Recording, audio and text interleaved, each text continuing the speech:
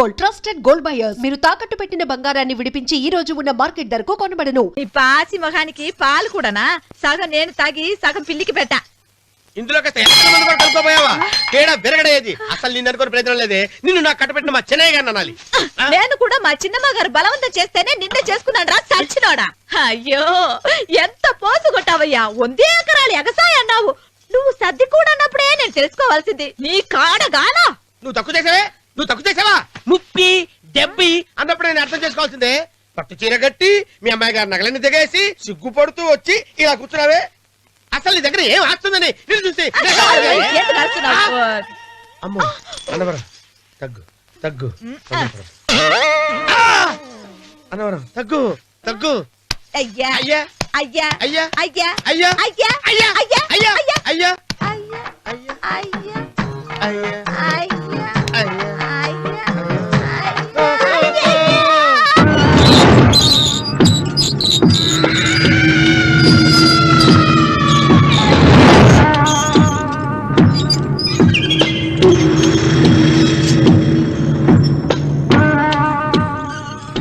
ఏమండి అటు చూడండి. పిచ్చిపోతే లే అక్కడి నుంచి. నువ్వు తిను మావయ్య. ఏ ఇంటికి నా కోసం వచ్చావు. నిన్ను నేను గౌరవించుకోవాలి కదా. అది మా నాన్న కూర్చొని ఉయ్యాల వల్ల. ఆహా, రేపు ఆయన చచ్చిపోతే ఎవరు కూర్చుంటారు? ఆయన బూడిద పోసి పెడతారా? సులోచన రఘు లేడు. ఎందుకు అలా అరుస్తారు?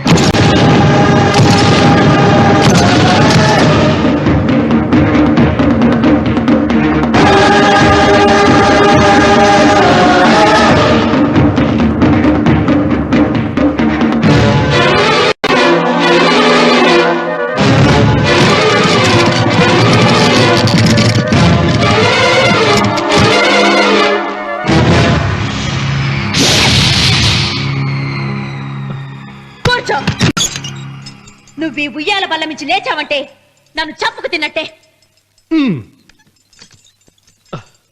అన్వర్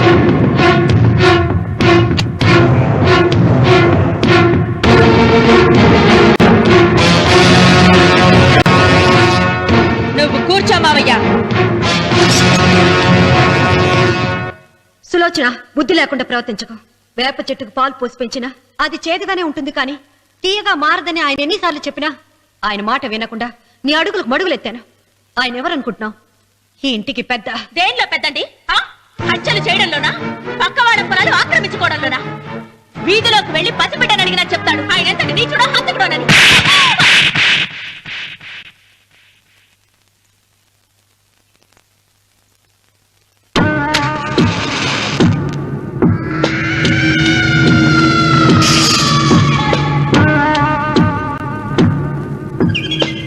అమ్మా, నువ్వెన్నైనా చెప్పు, నా భార్య మీద చేయి చేసుకోవడం నేను సహించలేను. రఘు, అన్నయ్య నీ భార్య మీద చేయి చేసుకోవడం తప్పే, కానీ దానికోసం వాటాలు పంచమని చెప్పడం న్యాయం కాదురా.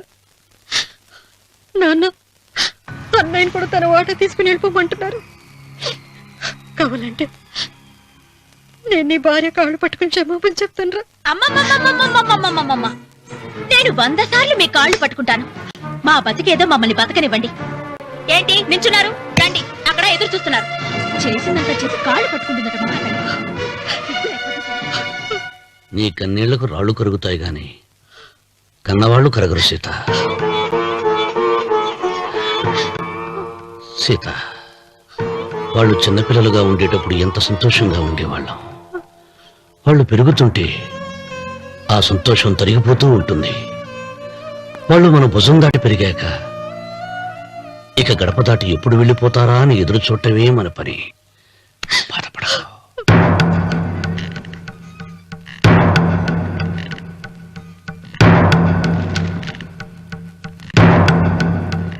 ఇదేంటి లారి గారు, ఆస్తి మాత్రమే 3 వాటాలుగా రాశారేంటి? అమ్మ నగలో నాకు వాటా ఉందిగా. ఆ నగల గురించి కూడా దీంట్లో రాయండి.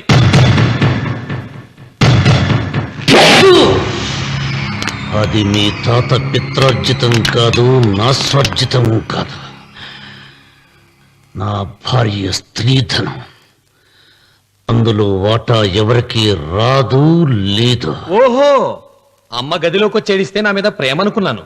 నగలివ్వాలని ఏడుపా. ఈ ఏడుపేదో నన్ను కనక ముందు ఏడవాలి.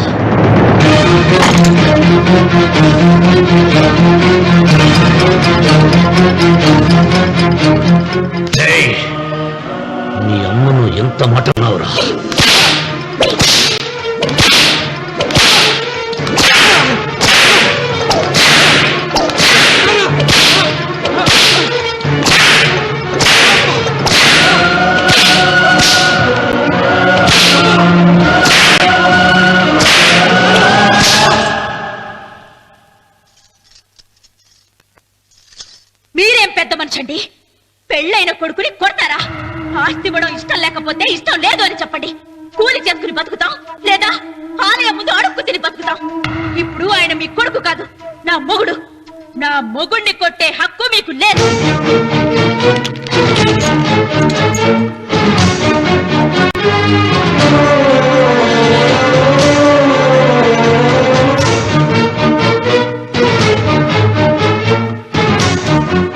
రఘు, నీకు కావాల్సింది ఈ నగలేగా తీసుకొచ్చాను, తీసుకోరా. వద్దమ్మా, వద్దు. కాదన్నయ్య. వద్దమ్మా, నా మాట విను. ఒక తల్లి కడుపున పుట్టకపోయినా నన్ను అన్నయ్య అని పిలిచావు. నా ఇల్లు నీకు పుట్టిల్లమ్మా. ఆడపడుచు బతుకుండగా పుట్టిన నగలు పంచడం శుభం కాదమ్మా, శుభం కాదు. రే రఘు, ఆ నగలి బదులుగా నా పొలం, నా ఇంట్లో ఉన్న బంగారంతో నీకు ఇచ్చేస్తాను, తీసుకెళ్ళిపోరా. అలాగే లాయర్ గారు, అవి కూడా రాయండి.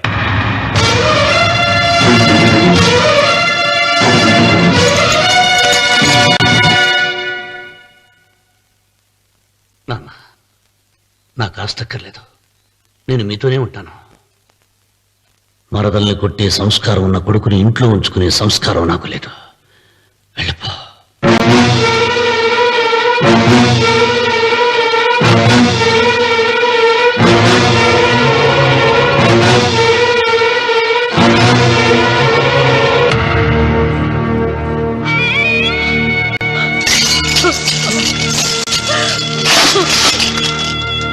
సీతమ్మ, అమ్మా సీతమ్మ, సీతమ్మ.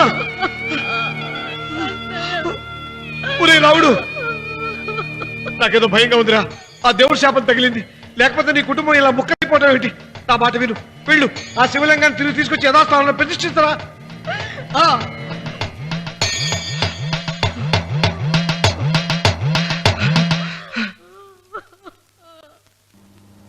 ఇదేమిట్రా రావుడు, శివలింగాన్ని తీసుకొస్తానని బయలుదేరి ఆలయం దగ్గర తీసుకొచ్చావేంటి?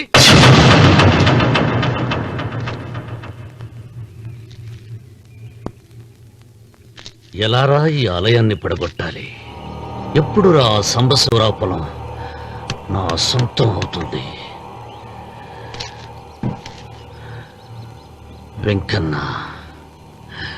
నా పట్టుదల కోసం నేను ధరించిన ఈ నల్ల చొక్కా ఎప్పుడు రా మార్చేది? ప్రతీకారం కోసం ప్రమాణం చేసి వేసుకున్న నా తండ్రి మొలతాడు ఎప్పుడు రా నా మెడ నుంచి ఊడిపడుతుంది? వెంకన్న,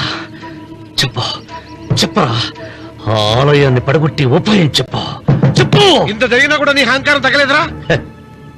నారు పొయ్యకుండా నీరు పెట్టకుండా ఈ ప్రపంచంలో పెరిగేది ఒక్కటే, అహంకారం.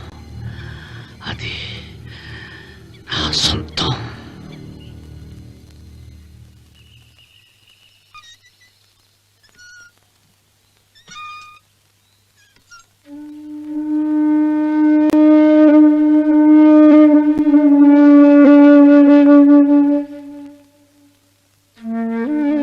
పిల్లలు వెళ్ళిపోయారు, కోడళ్ళు వెళ్ళిపోయారు. వచ్చే రాఖీ పండుగ నాటికి ఇది కట్టడానికి నేను కూడా ఉండకుండా వెళ్ళిపోతానేమో. చిచ్చా, అవే మాటలమ్మా. నువ్వు నిండు 100 ఏళ్ళు బతకాలమ్మా.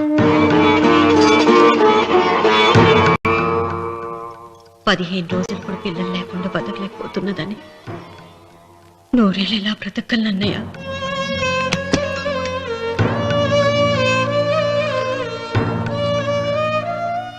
వీటి కోసమేగా మా పిల్లలు ఇద్దరిని ఇంట్లో నుంచి వెళ్ళగొట్టారు.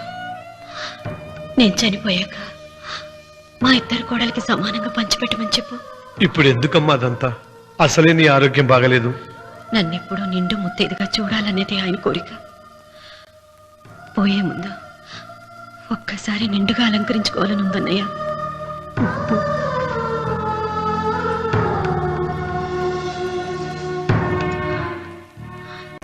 ఈ అన్నయ్య లేకపోతే నా ఈ కోరిక తీరేది కాదు. నీ చేతులతో అలంకరించన్నయ్య.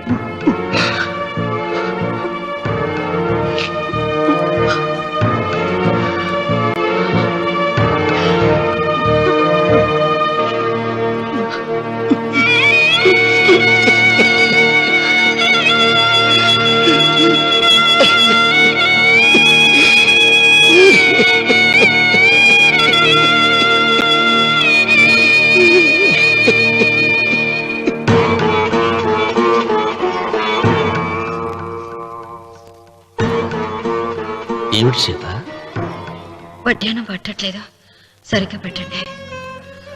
పేరంటానిక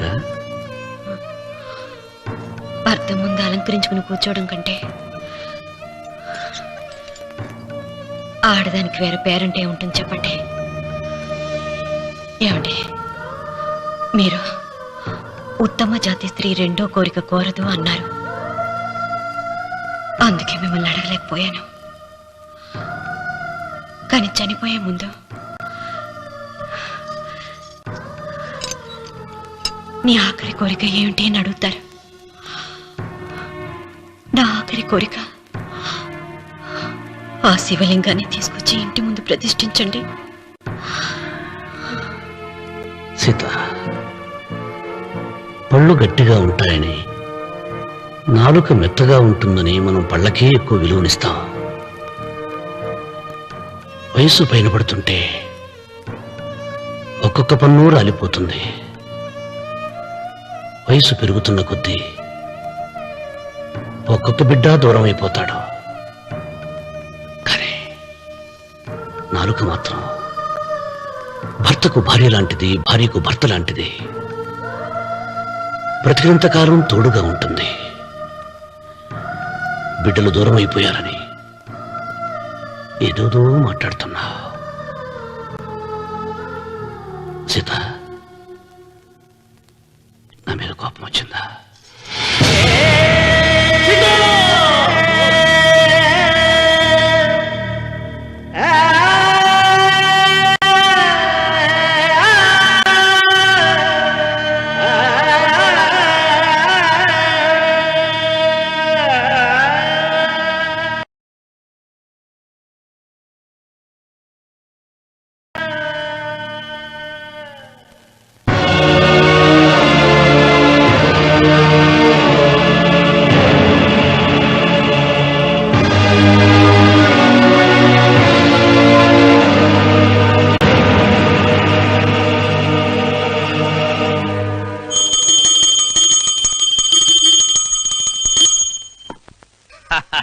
అక్కడ రామన్న చౌదరి చచ్చిన పేళానికి దీపం వెలిగించాడు, ఇక్కడ ఈయన అమ్మూరికి ఆరతి వెలిగించాడు.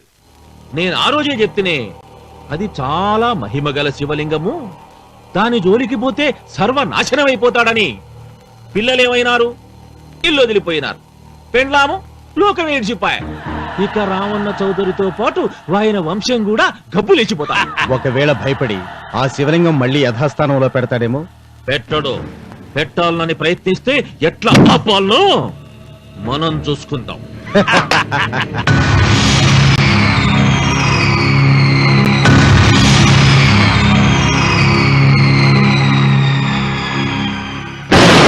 ఆలయాన్ని పడగొట్టించి ఆలయమే లేదు కాబట్టి ఇక పొలం ఎందుకని ప్రశ్నించి అప్పుడు నా స్వాధీనం చేసుకుంటాను. అమ్మవారి ఆలయాన్ని నువ్వు తాకలేవు.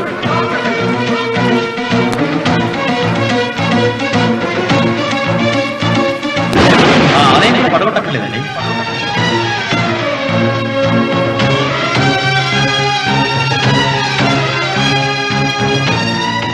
నీ వంశం నిర్వంశమైపోతుంది.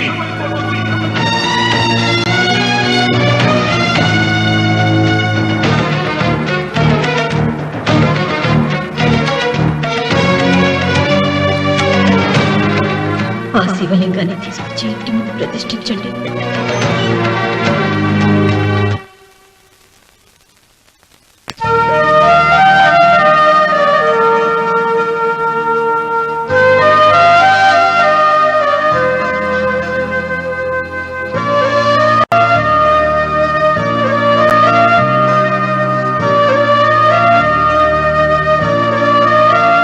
రావుడు, 6 నెలల తర్వాత నీకు శుభవార్త. నీకు మనవడు పుట్టాడు రా.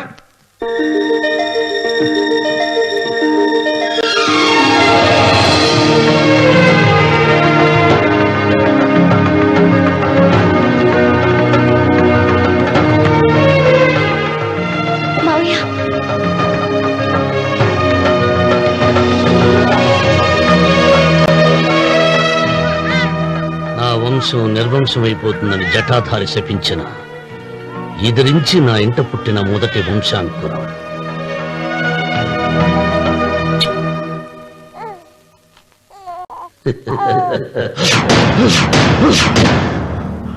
నవ్వుతున్నాడు. ఆ రమణ నవ్వుతున్నాడు. మళ్ళీ నవ్వుతున్నాడు. వాడు నవ్వుతున్నాడు. వారసుని పుట్టాడని హాయిగా నవ్వుతున్నాడు. వాడి ముఖంలో ఆనందం కనిపిస్తే నీ జీవితంలో నిప్పులు పోసుకున్నట్టే తెలుసా?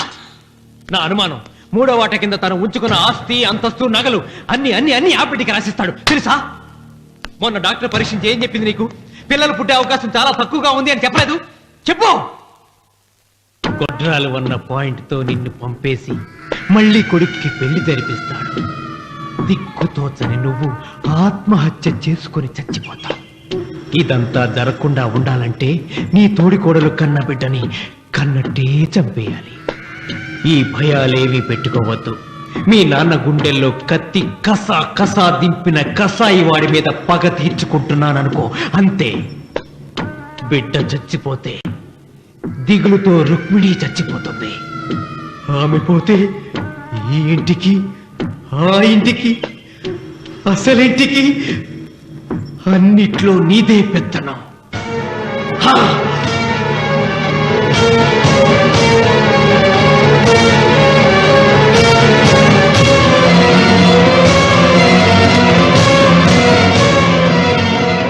నాకు చిన్న సాయం చేయాలి. చేస్తావా? ఏంటమ్మా? బిడ్డకి పాలల్లో విషం కలపాలి. అయ్యో, నేను నగ్దాను కాదమ్మా.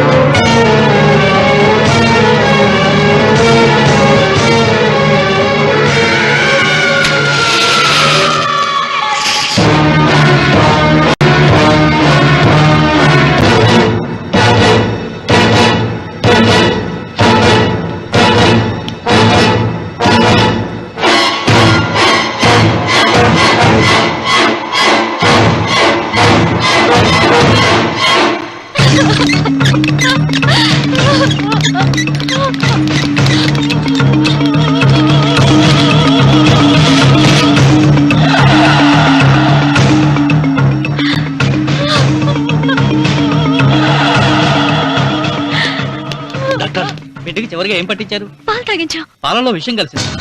Sister, call doctor Reddy. చివరిగా పాలు ఎవరు పట్టించారు?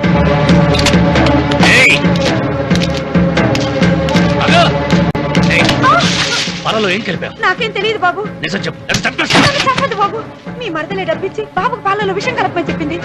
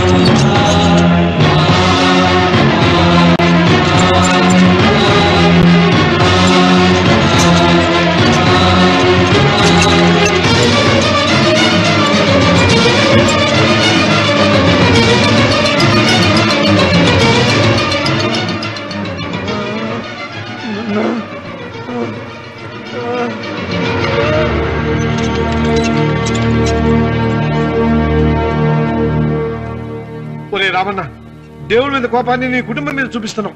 కింద జన్మలో చేసిన పాపం వల్ల నీ తండ్రి అలా అయిపోయాడు, కానీ ఈ జన్మలో చేసిన పుణ్యానికి కాదురా.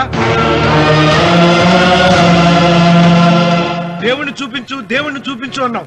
నీ కనుపాపంతో ఉన్న సూర్యుడినే కన్నెత్తి చూడలేని వాడివి అసలు దేవుణ్ణి ఎక్కడ చూడగలవరా? రామన్న, శాపాన్ని ఎదిరించి పుట్టాడని గర్వపడిన నీ మనవడు ఇప్పుడు చావు బతుకుల్లో ఉన్నాడు రా. గాయపడిన నీ రెండో కొడుకు ఇక్కడ చచ్చిపోతే నీ పెద్ద కొడుకుని ఉరి తీస్తారా? కొడుకుల్ని, కోడల్ని, మనవణ్ణి, భార్యని అందరినీ పోగొట్టుకుని నువ్వు ఒక్కడమే బతికి సాధించేదేమిట్రా? శివలింగాన్ని ప్రతిష్ఠించమను అన్నయ్య అని నన్ను బతిమాలి నిన్ను ప్రాధేయపడి తన ఆఖరి కోరిక తీరకుండానే చచ్చిపోయింది రా నా చెల్లెలు. బ్రతికుండగా నీ భార్య కోరిక తీర్చలేదు. కనీసం ఆవిడ ఆత్మశాంతికైనా ఆ శివలింగాన్ని తిరిగి తీసుకొచ్చి మళ్ళీ ప్రతిష్ఠించరా, ప్రతిష్ఠించు. ఆ శివలింగాన్ని తీసుకొచ్చి ఇంటి ముందు ప్రతిష్ఠించండి. నీ బిడ్డని కాపాడుకోవడానికి కొద్ది గంటలే టైం ఉంది. శివరాత్రి ఘడియలు ముగిసిపోతే నీకు పశ్చాత్తాపం మిగిలిపోతుంది తప్ప వంశం మిగలదురా. వెళ్ళు, త్వరగా వెళ్ళరా.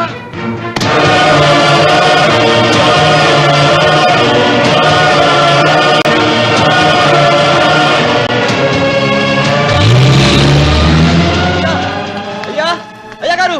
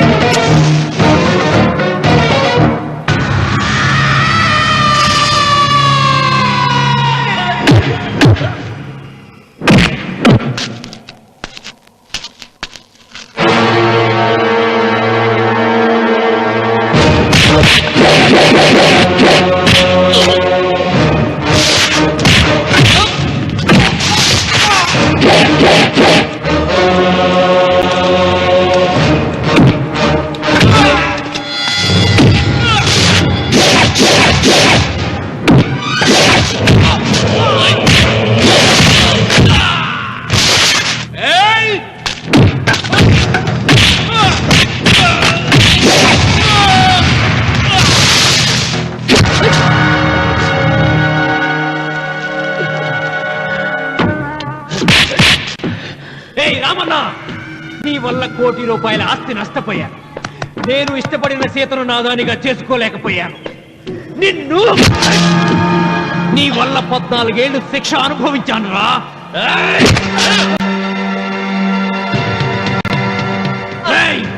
ఒంటరితనం నాకు అంటగట్టిన నిన్ను నీ కుటుంబంతో కలిసి ఉండనివ్వనురా.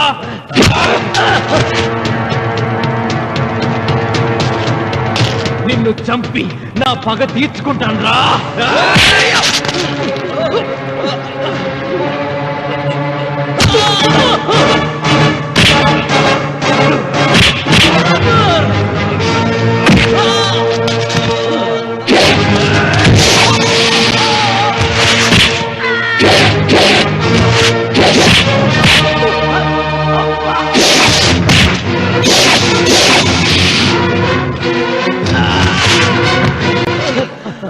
అయ్యా, శివలింగం.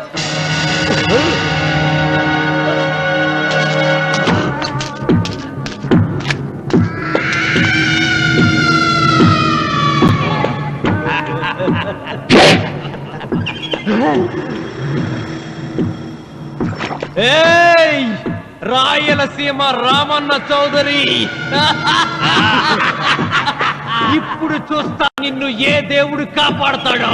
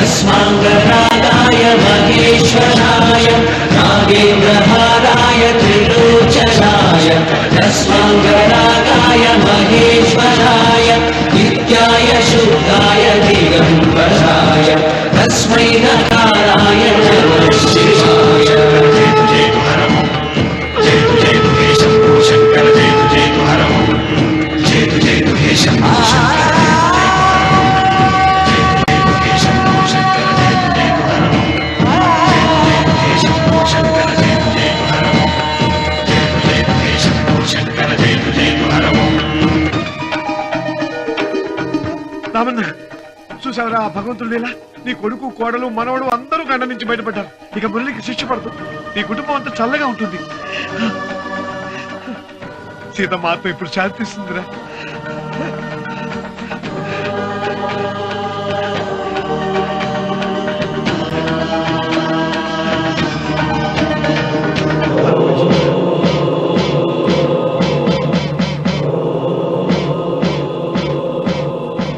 రామన్న రామన్న రామన్న